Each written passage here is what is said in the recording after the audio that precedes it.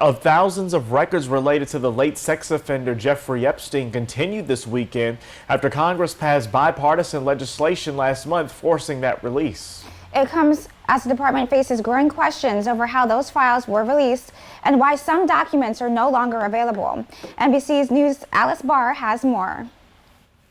Mounting frustration this morning among members of Congress and survivors of sex offender Jeffrey Epstein after the Department of Justice failed to release all the Epstein files by a Friday deadline required by law. They're flouting the spirit and the letter of the law, and I won't be satisfied until the survivors are satisfied. The House Republican and Democrat who've led the charge on forcing the documents' release now threatening to hold Attorney General Pam-bondi in contempt or impeach Justice Department officials, pointing to the thousands of documents still not released and hundreds of blacked out, redacted pages. The courts are going to find that these were excessive. Deputy Attorney General Todd-Blanche defending the document rollout in an interview with NBC's Kristen Welker. We're going through a very methodical process with hundreds of lawyers looking at every single document and making sure that victims' names and any of the information from victims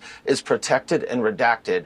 Blanche addressing outcry over photos and documents posted and then removed, including this one with an image of President Trump alongside photos of several women that the Justice Department later reposted. We learned after releasing that photograph that there were concerns about those women and the fact that we had put that photo up. So we pulled that photo down. It has nothing to do with President Trump. The DOJ underscoring that no redactions were made to protect prominent people, while a group representing survivors called the release a step backward for transparency and accountability.